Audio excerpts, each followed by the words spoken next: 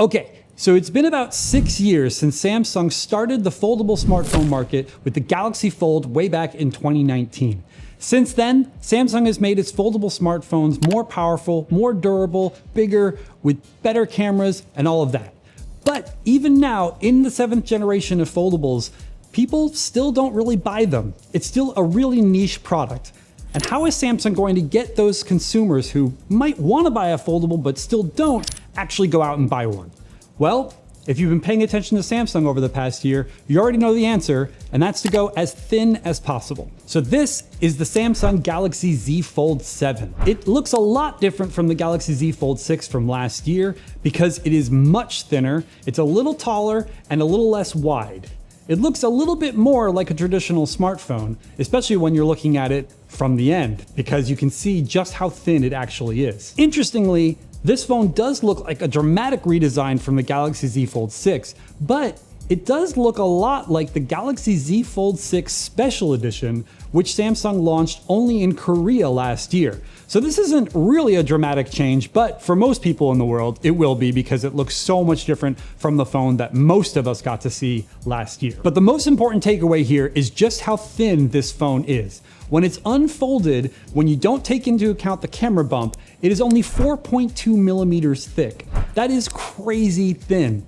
And when you folded it, it's only about 9 millimeters thick, which is about the same as you'd see from a Galaxy S25 Ultra. The first time I held this phone in my hands, I couldn't believe how thin it was. And I've held thin foldables before from companies like Honor and OnePlus and Oppo, but this one is really, really thin. Even with that thinness, Samsung was actually able to make the displays on the phone bigger, including the outer cover display and the inner display. The inner display is now 8 inches, which is massive. It's basically a tiny little tablet that you can fit into your pocket. The weight is actually really good too. In fact, it is even lighter than the Samsung Galaxy S25 Ultra. This was noticeable when I held both phones in my hand. The Galaxy Z Fold 7 just felt lighter. We were hoping that with this dramatic redesign, Samsung would be able to increase the durability of this phone, but unfortunately that's not the case. It has the same IP48 rating that we saw on the Galaxy Z Fold 6. Now, that's not terrible, but it's just not an advancement, which is a little bit disappointing. It wouldn't be a brand new Samsung phone without some spec upgrades, and of course we have a brand new processor inside, the Snapdragon 8 Elite, which is the same processor that you'll find in the Galaxy S25 Ultra. This is a terrific processor, the best you can get in the Android world, so you can be assured that the Galaxy Z Fold 7 is going to be plenty powerful. Along with the same processor that you found in the Galaxy S25 Ultra, Samsung is also bringing over the primary camera lens, which is a 200 megapixel sensor.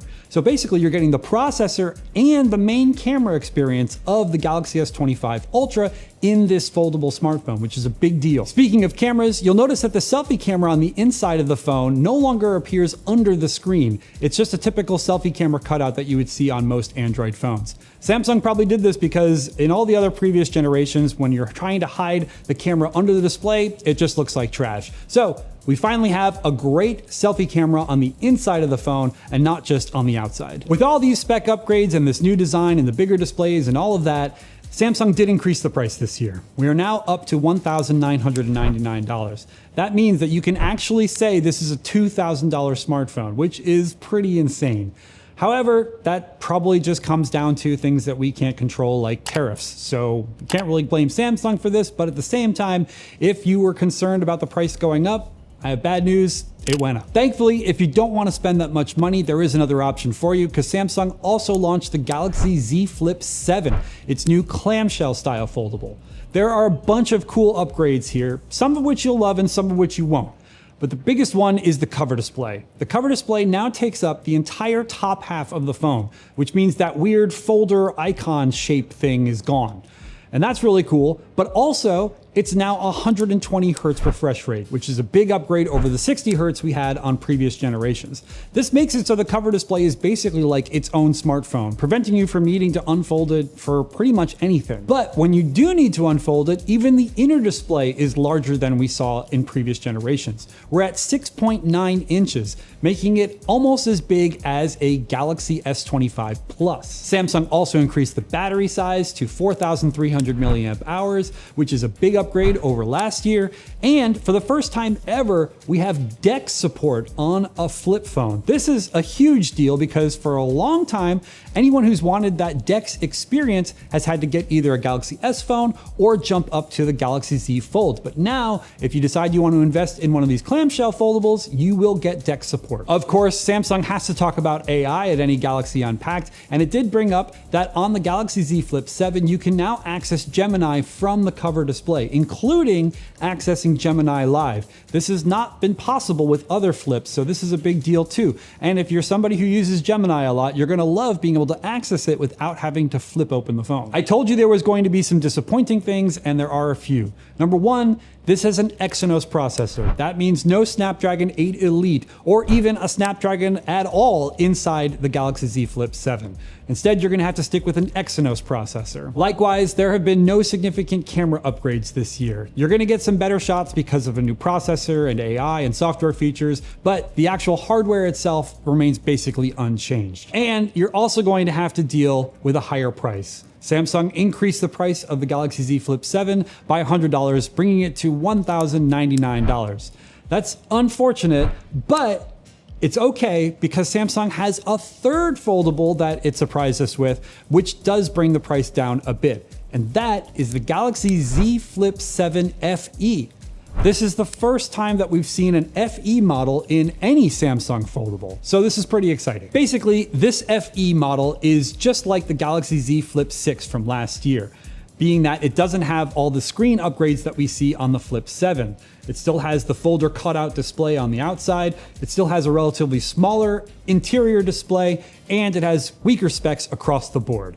But in exchange for all that, you only spend $899 on this, making it less expensive than the Galaxy Z Flips that we've seen in the past. I don't think this is cheap enough. I feel like they should have gone a little bit cheaper, considering that you can still buy the Z Flip 6 for $1,000, and that's probably going to be the better buy overall. But it is good to see that Samsung has seen that people want cheaper foldables and is starting to dip its toe into the water. I know I've already covered 3 smartphones, but Samsung had even more to show us at Galaxy Unpacked with launching 2 new smartwatches, the Galaxy Watch 8 and the Galaxy Watch 8 Classic. The Classic being here is interesting because I feel like Samsung's done this leapfrog thing where every year it sometimes launches a Classic and sometimes doesn't.